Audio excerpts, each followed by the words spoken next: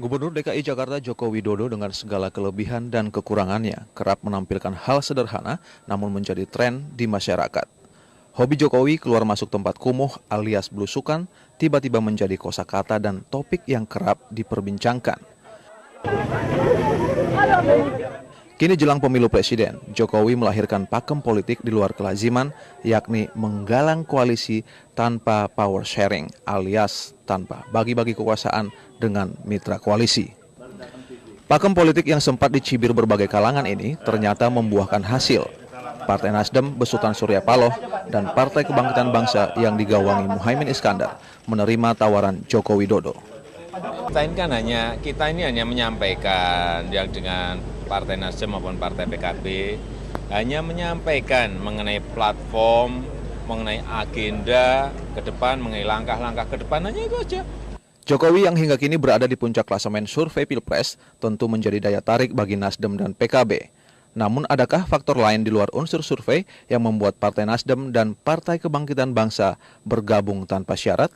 Dari situ ada kesepahaman, kemudian ada platform yang sama antara PDI Perjuangan dan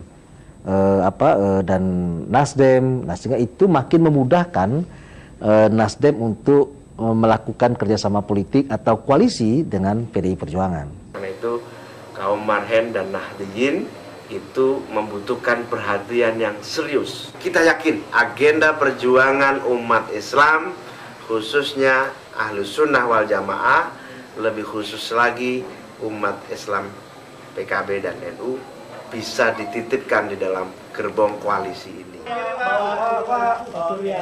Saat PDIP, Nasdem dan PKB sudah kukuh berjalan, 9 partai lainnya masih sibuk mematut-matut diri. Kegambangan di 9 partai lainnya, menurut peneliti LIPI Firman Nur, tidak terlepas dari pakem politik dan kuasa. Nilai belum firm juga bisa menang, katakanlah begitu singkatnya, maka tentu saja partai-partai masih katakanlah berpikir apakah memang suara akan diarahkan ke sana.